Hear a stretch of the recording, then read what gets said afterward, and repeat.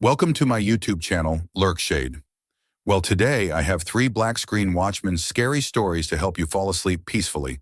Turn the lights off, close your eyes, and start listening me.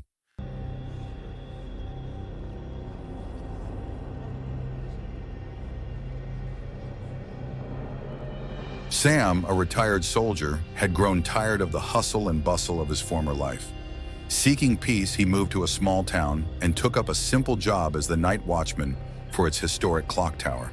The tower was a relic from the 1800s, with rusty gears, winding staircases, and the aura of something forgotten. Most nights were uneventful. Just him, his flashlight, and the occasional owl hooting in the distance.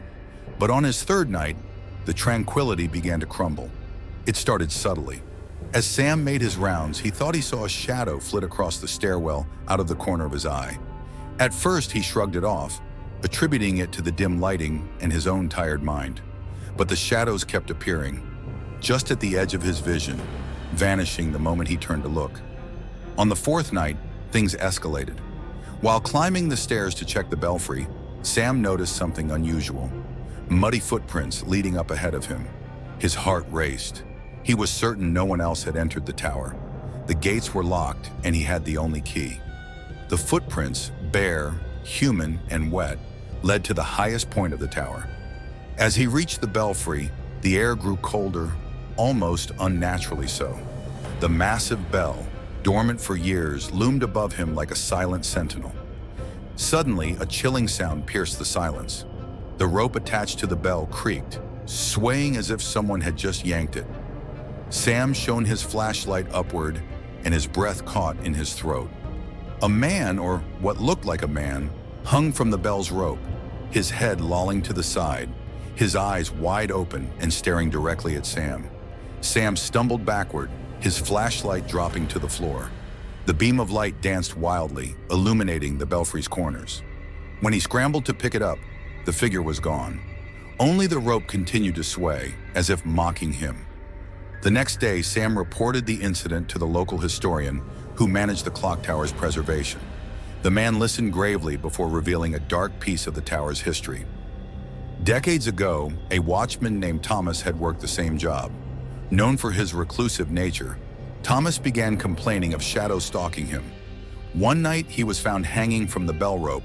His death ruled a suicide. However, locals whispered that Thomas had been driven mad by something inside the tower. Determined to keep his job and his sanity, Sam armed himself with a journal to record every odd occurrence. Each night, he meticulously documented the shadows, the movements of the rope, and the faint whispers he began hearing. The whispers were faint at first, unintelligible murmurs that seemed to come from the walls themselves. But by the 8th night, they had grown louder and more distinct, calling his name in a mournful, drawn-out wail. On his final night, Sam climbed the stairs once more, flashlight in hand. The muddy footprints were there again, leading him to the bell. This time, he felt a presence behind him.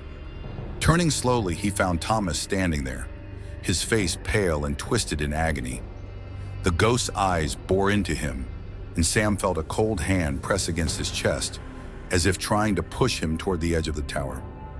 The last sound Sam heard was the bell tolling, louder than it had ever rung before. When the townspeople found him the next morning, Sam was hanging from the rope, just like Thomas.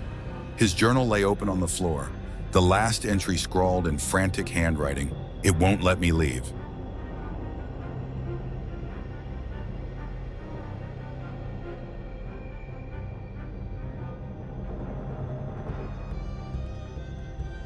Carlos was desperate for work when he accepted the position as a night watchman for an old, decrepit warehouse by the harbor. The job paid decently, and all he had to do was patrol the premises and watch the security monitors. The warehouse had been closed for years after a series of workplace accidents, but the company insisted on keeping it guarded. Just in case, they'd said. On his first night, Carlos noticed the eerie silence of the place. The only sounds were the distant waves crashing against the dock and the occasional creak of the warehouse's metal walls. The monitors, placed in a small office at the center of the building, flickered occasionally, but Carlos chalked it up to old equipment. The whispers started on his third night. At first they were faint, like the wind sneaking through the cracks of the building. But as the hours passed, the whispers grew louder, forming words Carlos couldn't understand. They seemed to come from everywhere and nowhere at once. Gripping his flashlight, Carlos decided to investigate. The whispers guided him to the farthest corner of the warehouse, where an old shipping container sat. Its doors were slightly ajar, revealing only darkness inside. As he approached, the whispers stopped, replaced by a low growl that sent shivers down his spine. Something heavy scraped against the metal inside the container, and the doors creaked wider on their own. Carlos didn't wait to see more. He slammed the container doors shut and sprinted back to his office, locking the door behind him. Panting, he reviewed the footage from the monitors. To his horror, the cameras showed no open container. It was as if the incident hadn't happened at all. The next few nights were worse. Shadows moved on the monitors, and once, a figure appeared in the center of the warehouse floor. It stood there, unmoving, for hours, before vanishing into thin air. Carlos began to hear his name whispered among the voices, their tone mocking and malevolent. One night he found a journal left on his desk, though he was sure it hadn't been there before. The entries were written in shaky handwriting and detailed the experiences of a previous watchman. The final entry read, "Don't let them in. Once they're inside, they never leave."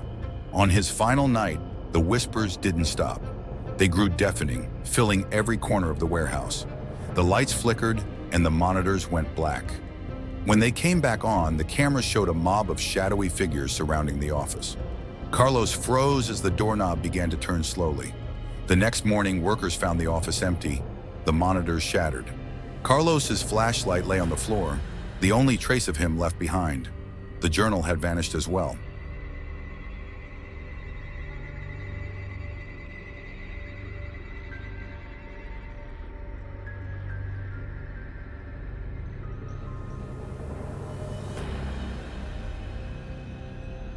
Maya was excited to start her new job as a night watchman for a sleek, modern office building downtown. The building was still under construction, but her job was to patrol the finished floors and ensure everything was secure. She liked the quiet. It gave her time to think and plan for her future. On her second night, things took a strange turn. As Maya made her rounds, the elevator doors opened unprompted. Stepping inside, she pressed the button for the ground floor, but instead, the elevator ascended. To her surprise, it stopped at the 13th floor. The problem? The building only had 12 floors. When the doors opened, Maya found herself in a dimly lit hallway, lined with dusty office doors. The air was thick, and the faint smell of mildew filled her nostrils. At the end of the hallway stood a janitor, his back to her, mopping the floor. "Excuse me," she called out. The janitor didn't respond. Slowly, he turned to face her. His eyes were hollow and his mouth stretched into a grotesque smile. He dropped the mop, which clattered loudly in the silence.